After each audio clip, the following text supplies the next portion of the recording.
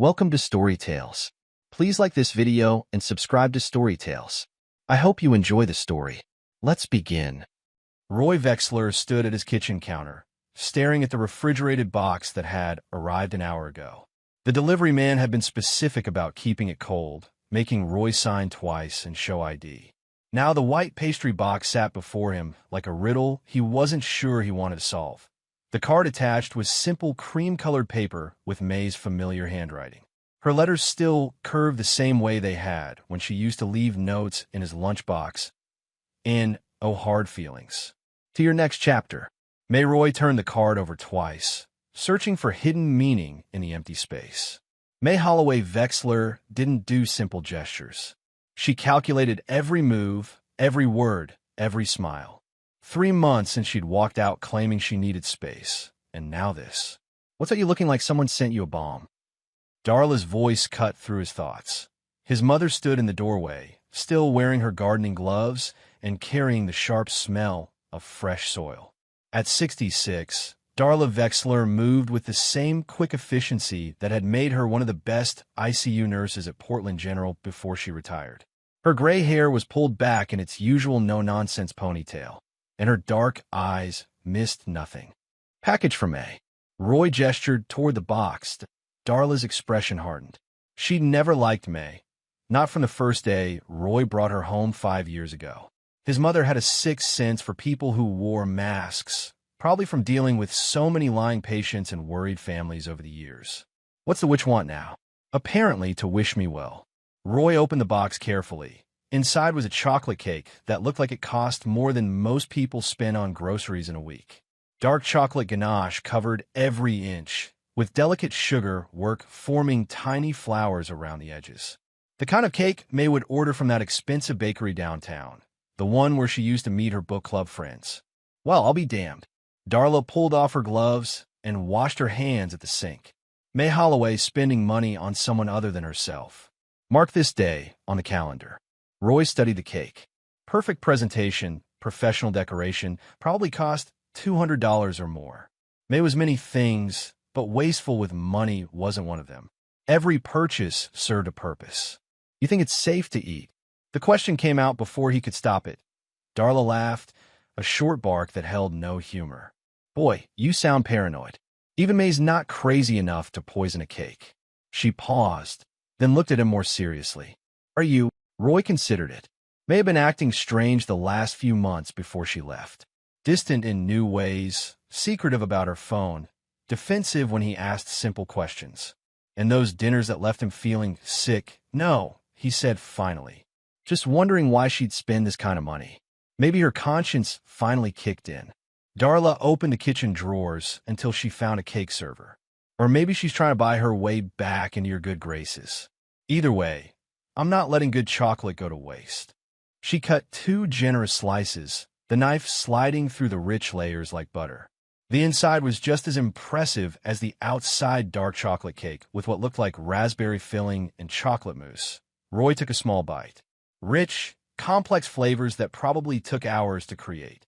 May always did have expensive taste. Darla ate with more enthusiasm, making small sounds of appreciation. I'll give the woman credit, she knows how to pick dessert. This is restaurant quality. They ate in comfortable silence, Darla finishing her slice and cutting herself another. Roy picked at his, mind still turning over May's unexpected gesture. The note bothered him more than the cake itself. No hard feelings, as if she was the one who'd been wronged, as if walking out on their marriage was something he should just accept and move on from. You want some wine with this? Darla asked, already moving toward the cabinet where Roy kept a few bottles. I'm good. You go ahead. She poured herself a glass of red wine, something she developed a taste for since retirement. Roy watched her savor the combination of chocolate and wine, completely relaxed for the first time in months. May's departure had been hard on Darla, too. She'd lost a daughter-in-law she'd never trusted but had learned to tolerate, and gained a son who was quieter and more withdrawn than before. This is exactly what I needed after wrestling with those rose bushes all afternoon, Darla said, cutting herself a 3rd slice. My back's killing me, but at least I'll die happy. Roy managed a small smile. His mother had always dealt with stress through food and gardening, sometimes both at once. Tonight, she was indulging in the food part with obvious pleasure. They talked about ordinary things: Darla's garden, Roy's work at the logistics company, the neighbor's new fence that was 3 inches over the property line. Normal conversation that felt good after months of careful topics and avoided subjects. By 9 o'clock, Darla had finished half the cake and most of the bottle of wine. She was telling a story about one of her former patients when she stopped mid-sentence, her hand going to her chest. "You okay?" Roy asked. "Just." She pressed her palm flat against her breastbone. "Tight feeling. Probably ate too much cake." But Roy could see something else in her expression. As a nurse, Darla had developed the ability to assess symptoms quickly and accurately. The way she was breathing, shallow and controlled, wasn't about overreading. "Ma, my pulse feels strange." She found her wrist with 2 fingers, counting. Too slow, then too fast. Roy stood up, sudden alarm cutting through the comfortable evening. "What do you mean, strange?" Darla was already moving toward the hall closet where she kept her purse. "I'm going to urgent care. I'll drive you." "No." Her voice was firm, the same tone she'd used when he was 12 and tried to argue about bedtime. "You stay here. I know what I'm doing." She was out the door before he could argue further, leaving Roy standing in the kitchen with half a chocolate cake and a growing sense that something was very wrong. That Roy's phone rang at 7:30 the next morning. May's name on the caller ID made his stomach tighten. She never called this early. May wasn't a morning person, never had been. "Hello, May." "Roy." Her voice sounded casual, almost cheerful. "How are you doing?" The question struck him as odd. They'd barely spoken since she moved out, and when they did, it was about practical things like mail forwarding and insurance paperwork. May didn't call to ask how he was doing. "I'm fine. What do you need?" "Nothing specific. I just..." She paused, and he could hear traffic in the background. "I was thinking about you yesterday, wondering how you were." Roy waited. May never called without a purpose. "So," she continued, her tone staying light, "how was the cake?" There it was, the real reason for the call. "It was good. Thank you. Did you enjoy it? I mean, really enjoy it?" Something in her voice made him pause, an eagerness that didn't match her casual tone. "My mother ate most of it," Roy said. Silence. Complete, absolute silence.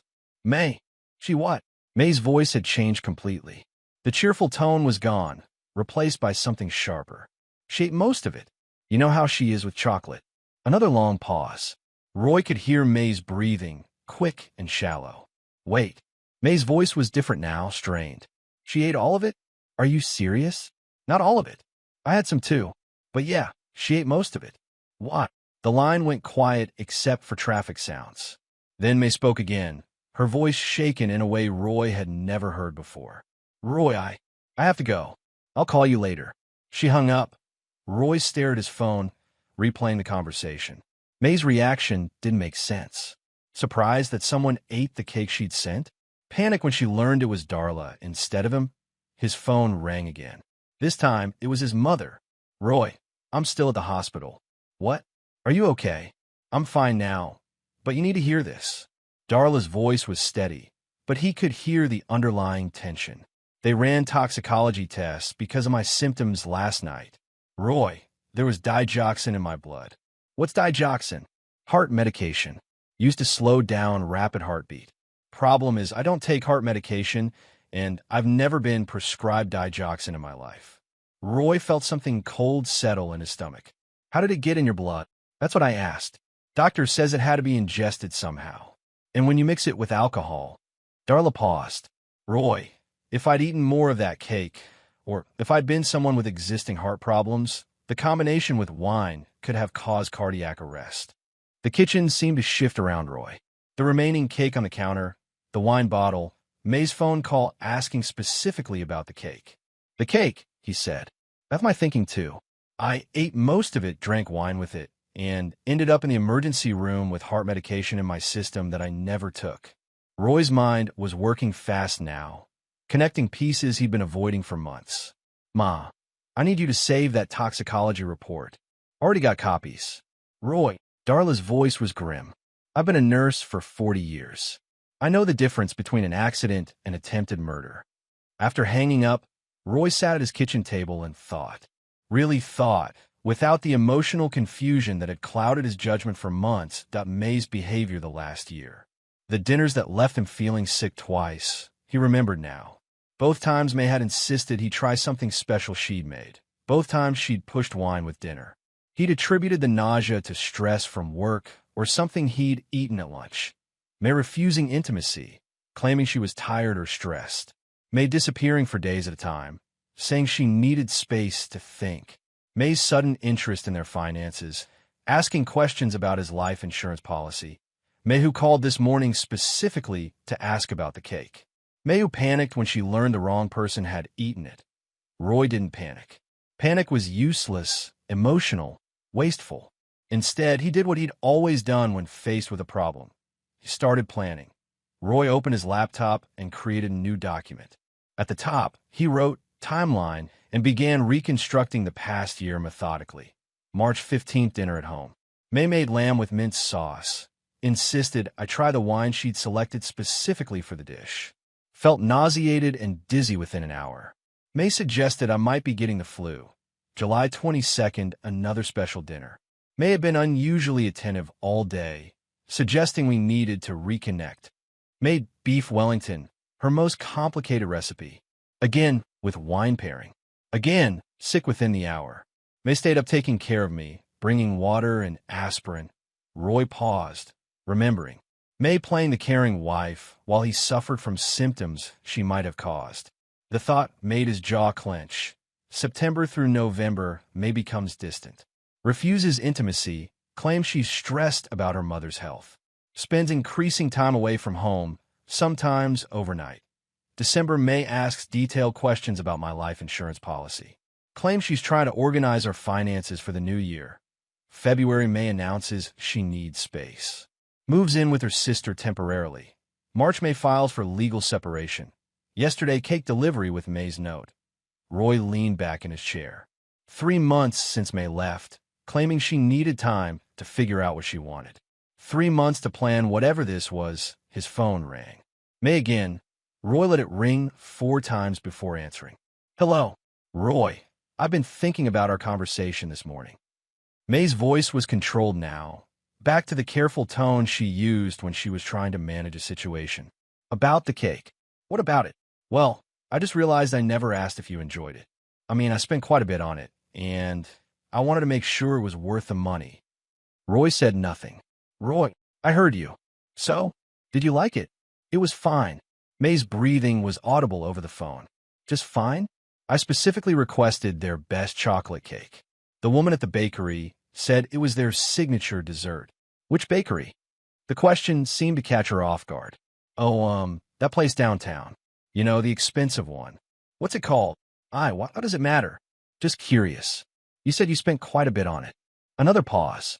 I don't remember the exact name. Something French. Roy knew every bakery in the downtown area. May was lying. Well, Roy said, like I told you, my mother ate most of it. Right. May's voice was tight. Your mother. She really enjoyed it. Had 3 pieces with wine. Silence.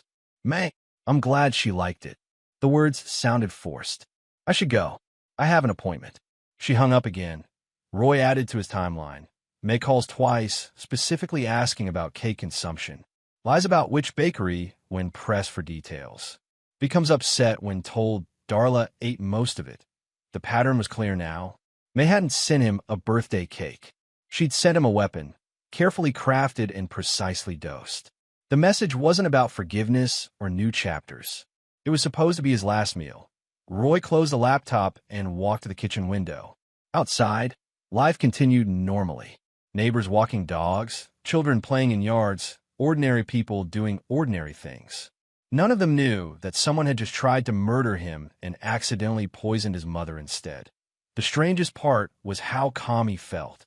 No rage, no betrayal, no emotional breakdown. Just cold, clear understanding and the beginning of a plan. May had made one critical mistake. She'd showed her hand too early, calling to check if her poison had worked. Now Roy knew exactly what he was dealing with. And May had no idea that he knew in logistics, the key to solving any problem was information. Gather data, analyze patterns, identify resources, execute solutions. Roy had spent 15 years coordinating complex supply chains, managing variables, anticipating problems before they occurred. May thought she was playing chess against someone who didn't know the game had started. She was wrong. Roy called Jules Reamer from his office the next morning. In 15 years of friendship, Jules had never failed to come through when Roy needed help, and he never asked unnecessary questions. That combination of loyalty and discretion made him invaluable. "What's up, Roy? I need a favor. Personal matter. Name it. I need you to call some bakeries. Tell them you're a corporate buyer looking for a supplier for executive events. Ask about their signature chocolate cakes, pricing, ordering procedures." Jules was quiet for a moment. "Any particular bakeries? Start with the high-end places downtown. I'm looking for someone who recently filled a special order expensive chocolate cake, probably ordered and paid for in the last week." "What am I really looking for?" Roy appreciated that Jules didn't pretend this was about corporate catering. "Payment information. Who placed the order, how they paid, any unusual requests." "Got it. Anything else?" "Yeah. If you find the right place, see if they keep customer information on file. Order history, contact details, that kind of thing. I'll call you back within 2 hours." True to his word, Jules called back 90 minutes later. "Found your bakery. Artisan Desserts on Morrison Street. They had a special order placed last week, chocolate ganache cake with raspberry filling, premium decoration. Cost $230. Who placed the order?" Here's where it gets interesting. Order was placed by phone by a woman who said her name was May Vexler, but the payment was made with a credit card belonging to someone else. Roy felt his pulse quicken. "Who?" "Dr. Rowan Kane. I told them I might want to send a thank you note to whoever recommended their services, so they gave me the billing address. Want to write this down?" Roy wrote down the address Jules provided. Dr. Rowan Kane. The name was familiar, but Roy couldn't place it immediately. "One more thing," Jules continued. "The woman who placed the order specifically asked about delivery instructions. Wanted to make sure the cake stayed refrigerated during transport. Asked about timing for maximum freshness. Very detailed questions for someone just sending a gift." After hanging up, Roy searched for Dr. Rowan Kane online. Emergency room physician at Mercy General Hospital. 40 years old, graduated from OHSU Medical School, clean record with the state medical board. Photos showed a tall man with graying hair and the kind of confident smile that worked well with patients. Roy scrolled through the results until he found something that made his stomach drop. A Society page photo from 18 months ago. Dr. Rowan Kane at a medical charity fundraiser, standing next to a woman identified in the caption as family friend May Holloway. May's maiden name, before she married Roy. The photo was dated 6 months before May's first special dinner that left Roy sick. Roy called Haley Tran at her desk across the office. "Can you come to my office? I need your help with something." Haley appeared 5 minutes later, closing the door behind her. At 36, she was the most technically skilled person in the company, capable of solving problems that frustrated people twice her age. She was also observant in ways that made her valuable beyond her official job description. "What do you need?" Roy showed her the photo on his computer screen. "I need to know everything you can find about Dr. Rowan Kane. Medical practice, finances, personal life, connections to anyone named May Holloway or May Vexler." Haley studied the screen. "This is about your ex-wife." It wasn't a question. Haley had always been perceptive about office dynamics and personal situations. "Yes. How deep do you want me to go?" "As deep as necessary." "And Haley? This stays between us." "Understood." Within 3 hours, Haley had compiled a comprehensive report. Dr. Rowan Kane was married to Talia Kane, a software engineer who worked remotely for a Seattle company.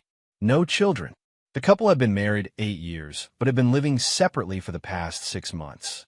Dr. Kane maintained an apartment near the hospital while his wife remained in their house in the suburbs. More importantly, Haley had found financial records that painted an interesting picture. Dr. Kane had made several unusual transactions over the past year: cash withdrawals and roundabouts, transfers to accounts that didn't match any known bills or investments, and credit card purchases that seemed out of character for someone with his lifestyle. "Look at this." Haley pointed to her screen. $300 charges at hotels where he doesn't appear to have stayed overnight. Jewelry purchases that don't match his wife's taste, based on her social media photos. Restaurant bills for expensive places during times when his wife was posting about being home alone. Someone else. That would be my conclusion. And look at this, he's been paying for a storage unit across town for the past 4 months. Monthly automatic payment. Roy absorbed this information. Dr. Rowan Kane was having an affair, spending money on someone who wasn't his wife, and had somehow become involved with May. The storage unit suggested planning, preparation, secrecy. Can you find out anything about the storage unit? I can try, but that might require more creative methods. Roy understood. Do what you think is safe. Roy. Haley's voice was careful. What exactly are you trying to prove? That my ex-wife tried to kill me. Haley blinked, then nodded slowly. Okay, give me another hour. That evening, Roy sat in his car outside May's sister's house, where May had been staying since their separation. He'd been watching for 20 minutes when May emerged, carrying the yoga bag she'd left at their house months ago. Roy had spent the afternoon with Haley, who'd acquired a small recording device from sources she didn't explain. The device was smaller than a coin, with enough battery life for 48 hours and the ability to transmit audio to Roy's phone. When May had collected some of her remaining belongings from the house last week, Roy had planted the device in the inner pocket of her yoga bag, the one she never cleaned out, where she kept spare hair ties and lip balm and receipts she forgot to remove. Now he followed her car through downtown Portland, keeping enough distance to avoid detection. May drove to a coffee shop, then to a grocery store, then to an apartment complex Roy didn't recognize. She parked and walked to Building C, Unit 15. Roy noted the address and waited 30 minutes later. His phone buzzed with an incoming audio transmission. May's voice, clearer than he'd expected. I don't understand what went wrong. A man's voice, deeper, with the kind of controlled tone doctors use with difficult patients. You said he would eat himself. He should have. Roy always eats dessert after dinner, especially chocolate. I calculated the timing based on his schedule. But he didn't. His mother ate most of it instead. The old, which has always been greedy with sweets. Roy's hands tightened on the steering wheel. His mother, who'd raised him alone after his father died, who'd worked double shifts to put him through college, who'd spent yesterday in an emergency room because of May's poison. The man's voice continued. How much did she consume? Roy said she ate most of the cake. 3 slices, maybe 4. Plus wine. That dosage, combined with alcohol, she's lucky to be alive. I know that. May's voice was sharp with frustration. I researched the interaction extensively. The amount was supposed to incapacitate, not kill. But it was measured for Roy's body weight, not some 66-year-old woman. May, you need to calm down. Don't tell me to calm down, Rowan. This was supposed to be simple. Roy eats the cake, feels unwell, maybe passes out. I come back to check on him, find him unconscious, call for help. You respond, as the attending physician, pronounce it a cardiac event brought on by stress from our separation. Roy closed his eyes, absorbing the full scope of their plan. Not just murder, but an elaborate setup designed to make May look like the concerned ex-wife, and Rowan, the heroic doctor, who tried to save him, but Rowan's voice was tighter now. The plan was flawed from the beginning. Too many variables, too much that could go wrong. It would have worked if Roy had eaten it himself like he was supposed to. What if his mother talks? What if she remembers what she ate before getting sick? She won't remember anything useful. Old people get confused about medical episodes. Besides, who's going to believe someone intentionally poisoned a birthday cake? It sounds paranoid. Roy opened his phone's recording app and saved the audio transmission to a secure file. May and Dr. Rowan Kane, discussing how they tried to kill him and make it look like natural causes. We need to try again, May continued. Soon, before suspicion dies down completely. Absolutely not. The risks are too high now. Rowan, we've planned this for months. I left him, filed for separation, established a pattern of marital problems. Everything is in place for me to inherit as his surviving spouse. Separated spouse. That might complicate things legally. I consulted with a lawyer. Separated spouses still inherit, unless there's a will specifying otherwise. Roy never made a will. He always said we had plenty of time for that. Another piece of May's calculation. Roy had indeed never written a will, assuming they had decades to worry about such things. May had known this and planned accordingly. Next time, we use the wine, May said. Easier to control dosage, and Roy drinks wine every Friday when he cooks dinner. I'll suggest we meet to discuss reconciliation. Bring a bottle as a peace offering. May, you're talking about murder. I'm talking about starting our life together.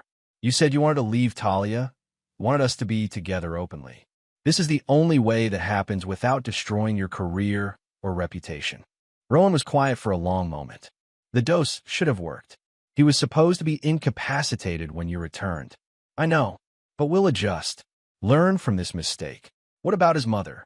If she suspects anything, Darla Vexler is a tough old bird, but she's not stupid enough to accuse someone of attempted murder without proof.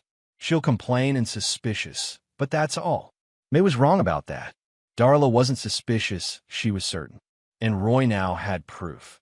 The conversation continued for another 15 minutes, covering details about timing, dosage adjustments, and contingency plans. By the time May left the apartment, Roy had recorded enough evidence to destroy both of them. But he wasn't finished gathering information. May had underestimated him once. He wouldn't let it happen again. That Roy's phone rang at work the next morning. Unknown number with a local area code. This is Roy Vexler. Mr. Vexler, this is Talia Kane. I believe you know my husband. Roy felt his pulse quicken. I'm not sure I understand. Dr. Rowan Kane, I think we should meet. I have information you might find interesting about your ex-wife. They agreed to meet at a coffee shop downtown, somewhere public, but not too crowded. Roy arrived 15 minutes early and chose a table near the back, where they could talk without being overheard. Talia Kane was smaller than Roy had expected from her photos, with dark hair and sharp eyes that reminded him of his mother. She carried herself with the kind of controlled precision that suggested she was used to solving complex problems. Thank you for meeting with me, she said, sitting across from him. How did you get my number? Phone records.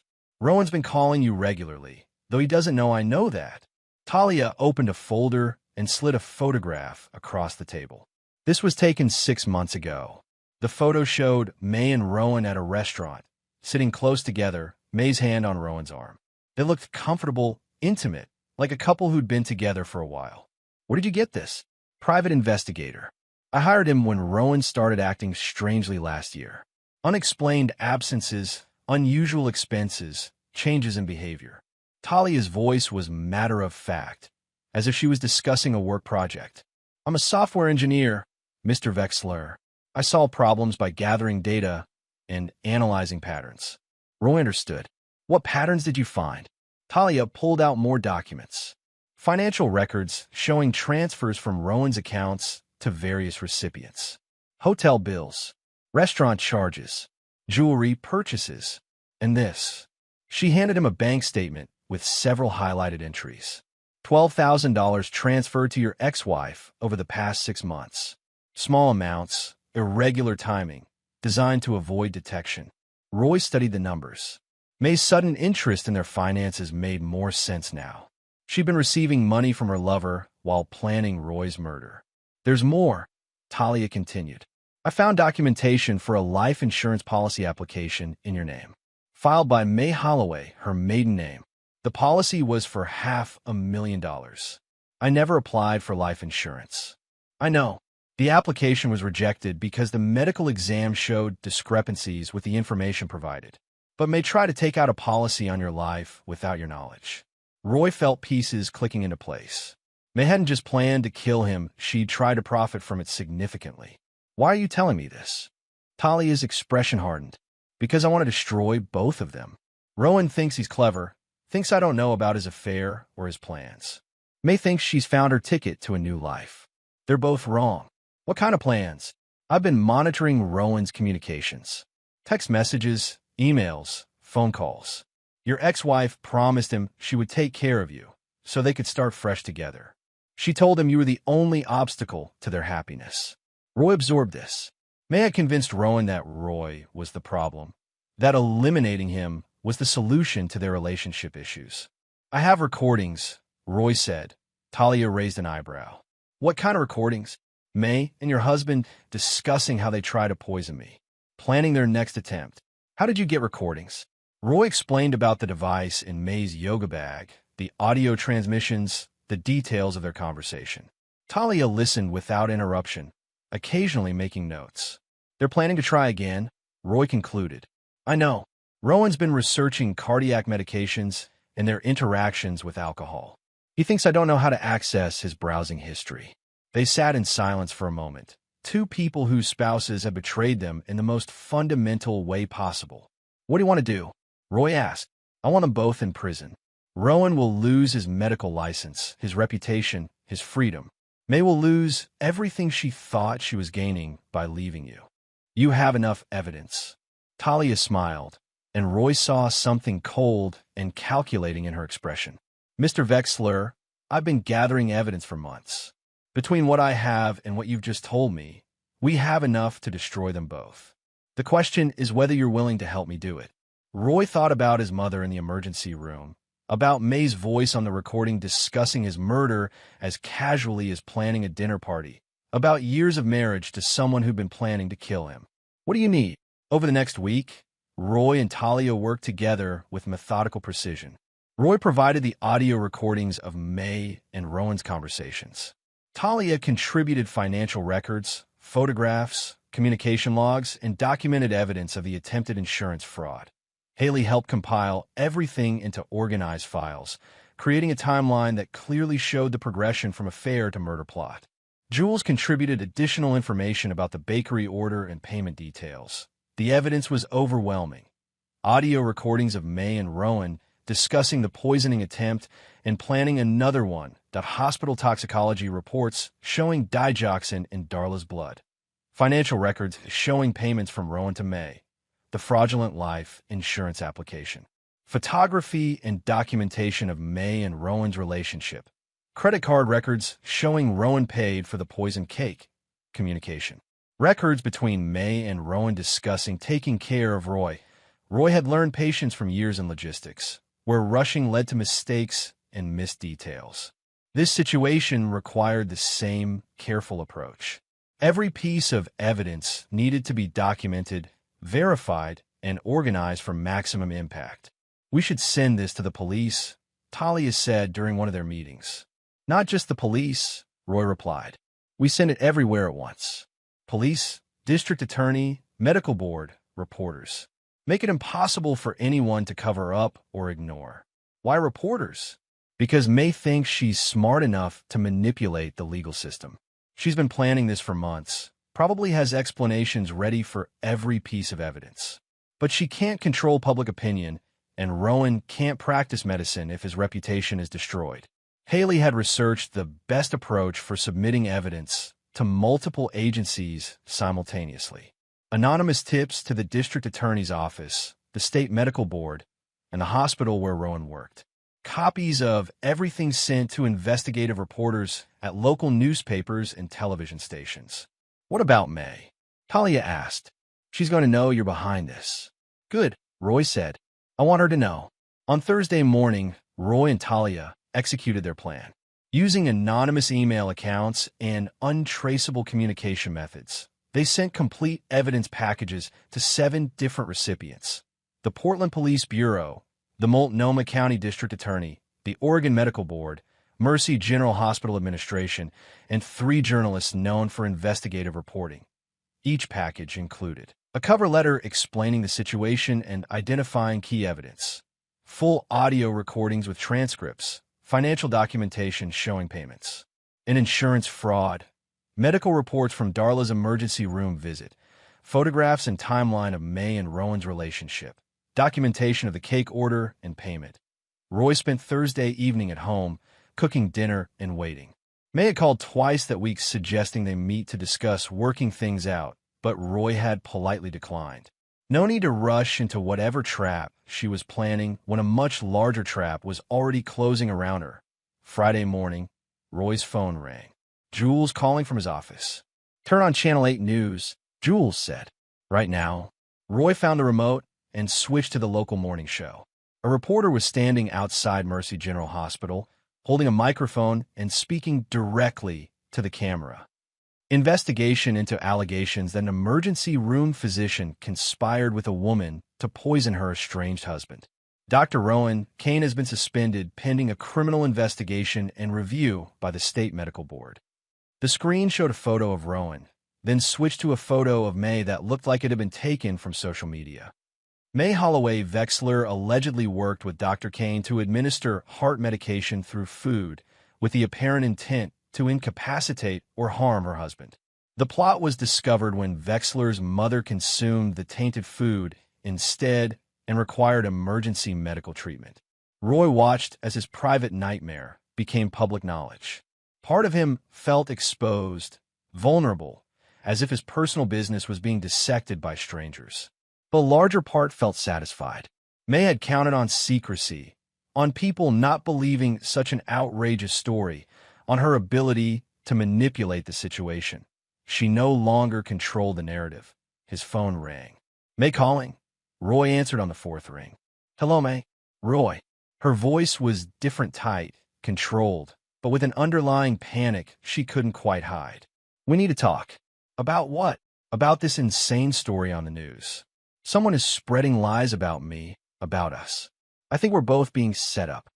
May was trying to position herself as a fellow victim, someone who was being framed along with Roy. Classic manipulation technique. Set up by who? I don't know, but someone wants to destroy both our reputations. Roy, you know me. You know I would never hurt you or your mother. Roy almost smiled. May was good at this, had always been skilled at making people believe what she wanted them to believe. But she was working from incomplete information now, try to manipulate a situation she didn't understand. The police want to talk to me, May continued. I think they want to talk to you too. We should coordinate our stories, make sure we present a united front against these accusations. What story should we coordinate, May? The truth. That we're separated but trying to work things out. That someone sent you a cake as a gesture of goodwill, and your mother got sick from something unrelated. That these allegations are completely false. Roy waited, letting May dig herself deeper. Roy, are you still there? I'm here. Will you meet with me? Before we talk to the police? I think if we present a united front, we can get through this together. I don't think that's a good idea, May. Why not? Roy, this affects both of us. If people believe these lies, it could destroy both our lives. Only one of our lives deserves to be destroyed. Silence. What do you mean? I mean, I know what you did, May. I know about Rowan, about the cake, about your plan to kill me. I know about the insurance policy, the money transfers, all of it. More silence. When May spoke again, her voice was different, colder, more calculating. I have no idea what you're talking about. Yes, you do. Roy, someone is feeding you lies, making you paranoid. This is exactly what they want for us to turn against each other. May, what? Stop lying. It's over. Roy hung up. His phone immediately started ringing again. May calling back. Roy declined the call and blocked her number. Outside, the ordinary world continued. People going to work, children walking to school. Life proceeding normally for everyone except the two people whose carefully constructed plans were collapsing around them. Roy felt something he hadn't experienced in months. Peace. Not happiness, not satisfaction, but the calm that comes from finally understanding a complex situation and taking appropriate action. May had tried to kill him. She'd poisoned his mother instead. She'd planned to inherit his money and start a new life with her lover.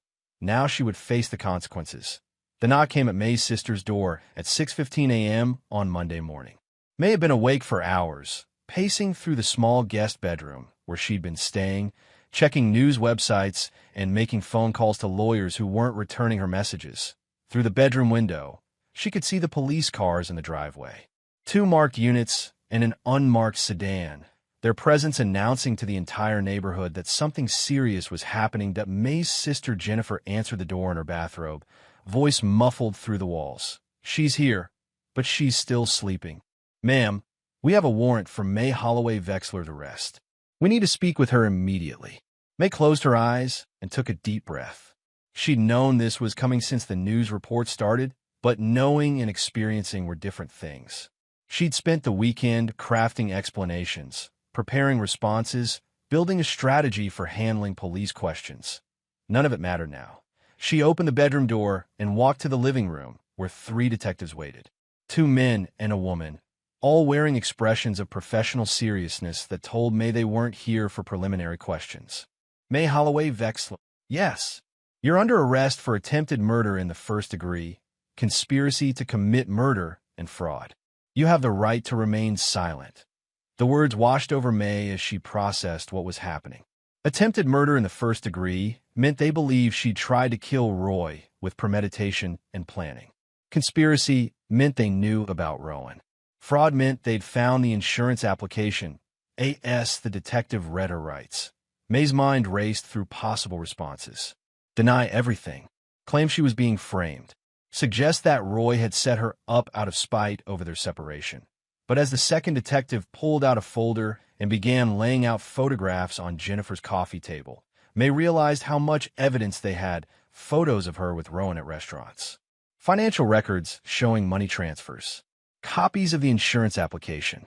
And then, worst of all, printed transcripts of conversations she remembered having with Rowan about dosages and timing and contingency plans.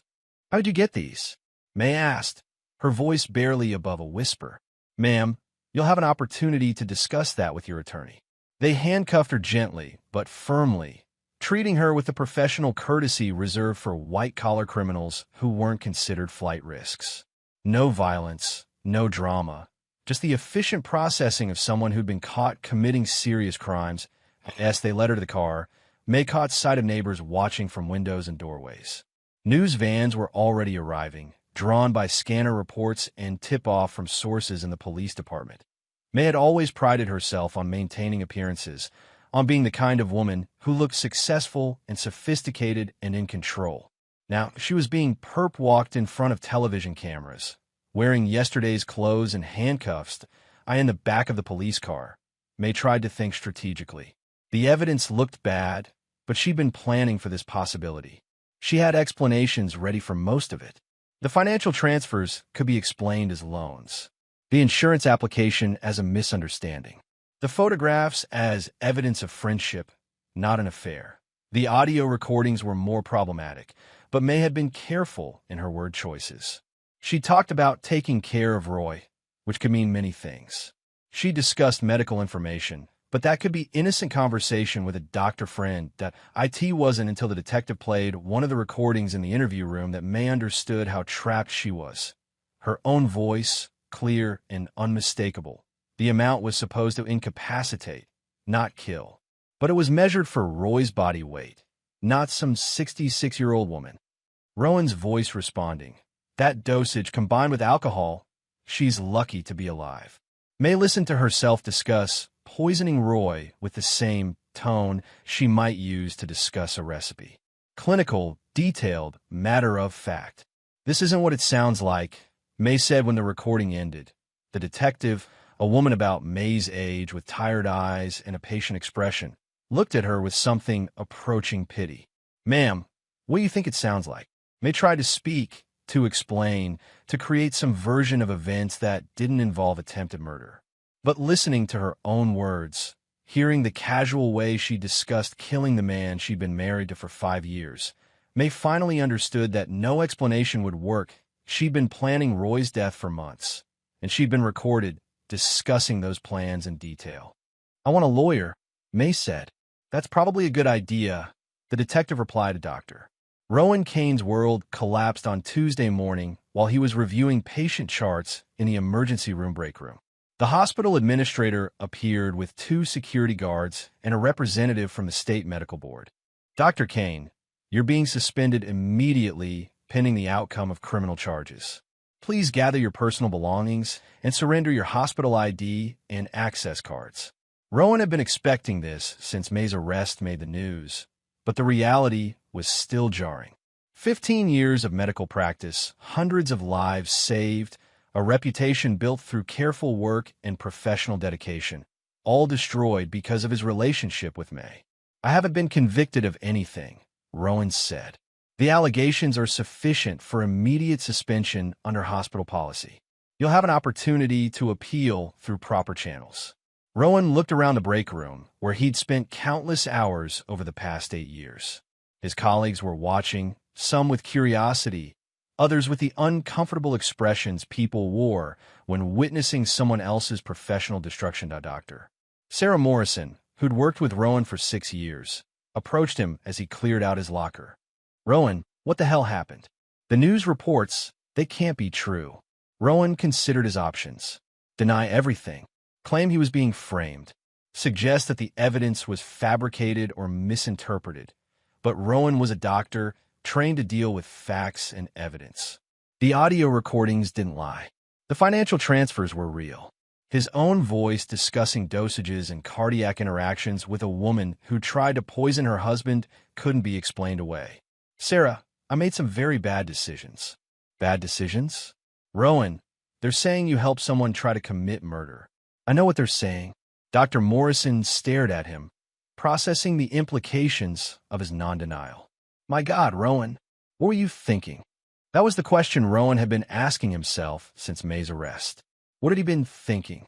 How had a rational, educated, successful professional become involved in a plot to kill someone? The answer was simple and humiliating. He hadn't been thinking.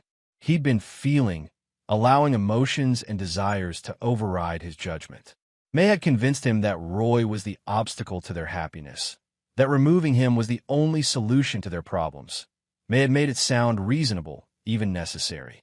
Roy was controlling, she'd said, emotionally abusive. May was trapped in a marriage that was destroying her, and Roy would never agree to a divorce that left her financially secure. Rowan had believed her because he'd wanted to believe her. Because the alternative that May was manipulating him into committing murder was too terrible to consider. Now, listening to the audio recordings played on news reports, Rowan could hear what he'd been blind to before.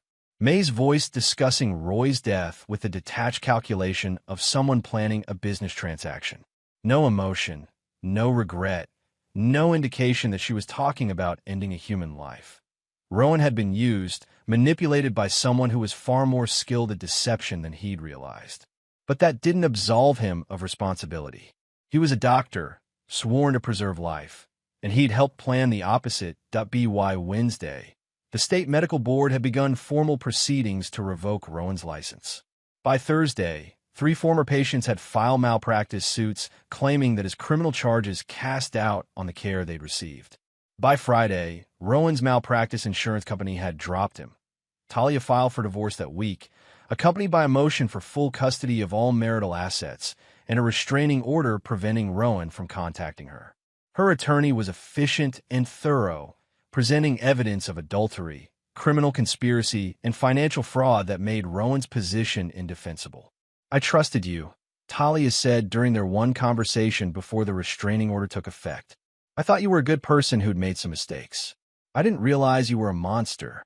Rowan wanted to argue, to explain, to make her understand that he'd never intended for things to go so far. But the audio recordings spoke for themselves.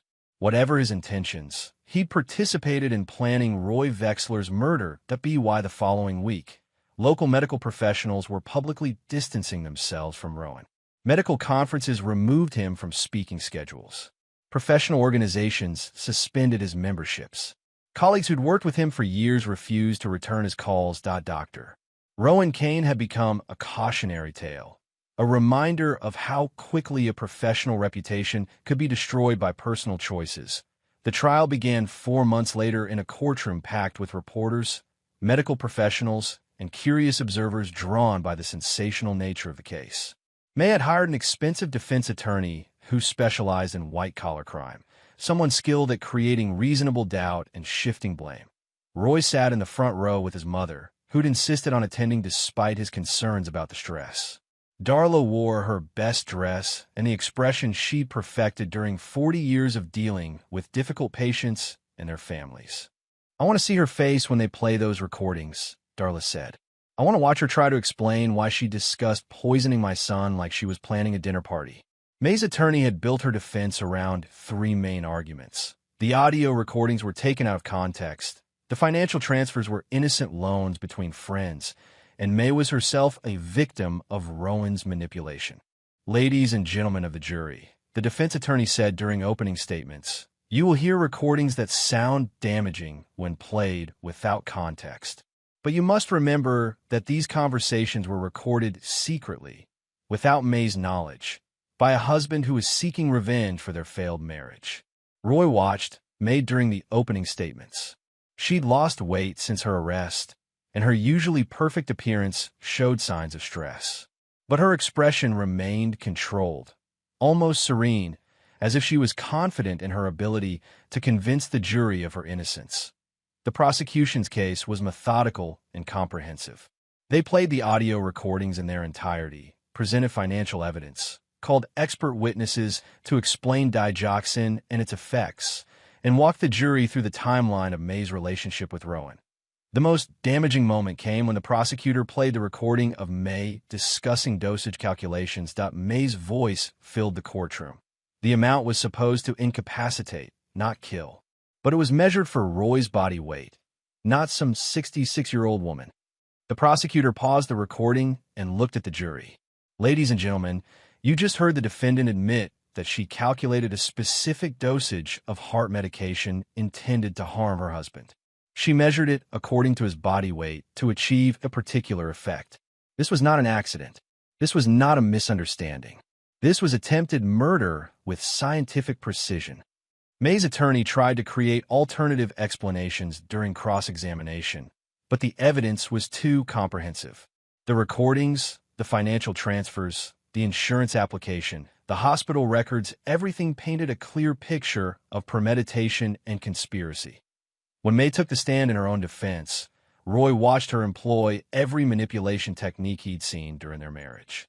The tearful explanations, the claims of being misunderstood, the attempts to portray herself as a victim of circumstances beyond her control. I never intended to hurt anyone, May testified. The conversations with Dr. Kane were taken completely out of context. We were discussing my concerns about Roy's health, not planning to harm him. The prosecutor's cross-examination was devastating. Ms. Vexler, you testified that your conversations with Dr. Kane were about your concerns for your husband's health. Is that correct? Yes. Yet in these recordings, you discuss calculating dosages based on your husband's body weight. Can you explain why someone concerned about health would be calculating drug dosages? May hesitated. I was trying to understand the medical information Dr. Kane was providing. I see. And can you explain why someone concerned about her husband's health would attempt to take out a life insurance policy on him without his knowledge? That was a misunderstanding. A misunderstanding that would have paid you $500,000 upon your husband's death. May's explanations became increasingly desperate as the prosecutor systematically destroyed her credibility. By the time cross-examination ended, it was clear that the jury had stopped believing anything she said. Rowan's testimony was brief and damaging. Facing his own criminal charges, he'd accepted a plea agreement in exchange for cooperation with the prosecution. His testimony confirmed the conspiracy, the planning, and May's role as the primary organizer. She convinced me that Roy was abusive, Rowan testified. She said he was controlling and violent, that she was trapped and needed help. I believed her because I wanted to believe her. Did Ms. Vexler ever suggest that you should help her harm her husband? Yes. She said Roy was the only obstacle to our being together, and that we needed to take care of the situation. What did you understand that to mean? At first, I thought she meant divorce. But over time, it became clear she was talking about something more permanent. The jury deliberated for less than 3 hours before returning with their verdict. Guilty on all counts. As the judge read the verdict, May's composure finally cracked. She began crying, not the calculated tears of someone seeking sympathy, but the genuine despair of someone who'd gambled everything and lost. The judge's sentencing was thorough and unsympathetic. Ms. Vexler, you have been convicted of attempting to murder your husband for financial gain. This was not a crime of passion or a momentary lapse in judgment. This was a calculated, premeditated conspiracy that you planned and executed over a period of months. May stood for sentencing, wearing the same controlled expression she'd maintained throughout the trial. But Roy could see the defeat in her posture. You manipulated a medical professional into participating in your scheme. You attempted to defraud an insurance company. You poisoned an innocent woman who could have died as a result of your actions. The court finds these actions to be among the most serious crimes possible. The judge paused, looking directly at May. Attempted murder for financial gain carries a potential sentence of 25 years to life. However, considering the specific circumstances of this case and your lack of prior criminal history, the court sentences you to 16 years in prison, with eligibility for parole in 11 years. May's legs buckled slightly, and her attorney had to steady her. 16 years. She would be 55 when she became eligible for parole, assuming she qualified. Roy felt no satisfaction in watching May's collapse. No pleasure in her tears, or her shock, or her obvious despair. He felt something colder and more final. Justice. May had tried to kill him. She'd poisoned his mother. She'd planned to inherit his money and start a new life with her lover. Now she would spend the next decade and a half in prison, thinking about the choices that had brought her there. Roy walked out of the courthouse with his mother, ignoring the reporters who shouted questions and thrust microphones toward them.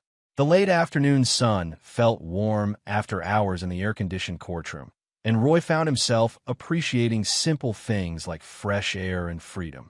Mr. Wexler, can you comment on the verdict? How do you feel about your ex-wife's sentence? Do you plan to pursue civil action? Roy stopped walking and turned toward the cluster of reporters. For months, they'd covered his private tragedy as entertainment, dissecting his marriage and May's crimes for public consumption. He'd remained silent throughout the trial, letting the evidence speak for itself. Now he had something to say. She tried. She failed. Permanently. That was all. 5 words that summarized everything. May's attempt to kill him, her failure to accomplish it, and the permanent consequences of her actions. Roy continued walking toward his car, leaving the reporters to analyze his brief statement for hidden meaning or emotional content. There was neither. May had tried to murder him, failed, and would now spend 16 years in prison. The situation was resolved. Darla walked beside him in comfortable silence until they reached the parking garage. "You okay?" she asked. "I'm fine." "Really? Your ex-wife just got sentenced to 16 years in prison for trying to kill you. It's okay to have feelings about that." Roy considered her question seriously. How did he feel? Relief that May could no longer threaten him. Satisfaction that justice had been served. Regret that he'd been married to someone capable of such calculated evil. But no anger. No desire for revenge beyond what the legal system had already provided. No emotional turmoil or psychological trauma. "I feel like a problem has been solved," Roy said finally. Darla studied his face. "That's it? A problem solved?" May made a series of choices. Those choices had consequences. She's now facing those consequences. The situation is resolved. "Roy, normal people would be angry, or hurt, or traumatized. I was married to May for 5 years. I learned not to waste energy on emotions that don't solve problems." They drove home in silence, both processing the end of a situation that had dominated their lives for months. The trial was over. May was going to prison, and life could return to normal patterns. But Roy knew that normal would be different now. He'd learned things about trust, about judgment, about the capacity for evil in people who seemed ordinary. May had looked like a loving wife while planning his murder. Dr. Rowan Kane had looked like a respectable professional while helping her do it. Appearances meant nothing. Actions meant everything. 6 months after May's sentencing, Roy hosted a small gathering at his house. Nothing elaborate, just Darla, Jules, Haley, and a few other friends who'd supported him through the worst period of his life. Roy had made dinner himself, something he'd started doing regularly since May left. Cooking was meditative, requiring attention and precision, but allowing his mind to work through other problems. Tonight he'd prepared his mother's recipe for beef stew, served with fresh bread and a simple salad. For dessert, he'd made chocolate cake from scratch. Not the elaborate creation May had sent him, but something honest and straightforward that tasted like what it was supposed to be. "This is excellent," Haley said, finishing her slice. "I didn't know you could bake." May never let him cook, Darla explained. Said he was too messy, too slow. Turns out he's been a good cook all along. Roy cut himself a small piece and ate it slowly, appreciating flavors that weren't designed to mask poison or manipulate his emotions. Simple chocolate cake, made with ingredients he'd chosen and prepared with his own hands. Jules raised his beer bottle. To endings that matter. The others joined the toast, and Roy felt something he hadn't experienced in years. Genuine contentment. Not happiness, exactly, but the satisfaction that came from surviving something difficult and coming out stronger. After his friends left, Roy and Darla cleaned the kitchen together, falling into the comfortable routine they'd developed since May's departure. Darla washed, Roy dried, both of them working efficiently without unnecessary conversation. "Save me a piece of that cake for tomorrow," Darla said as Roy put the remaining dessert in the refrigerator. "There's plenty left." Roy cut one final slice and walked to the fireplace. He tossed it into the flames, where it caught quickly and burned bright for a few seconds before disappearing into ash. "What was that for?" Darla asked.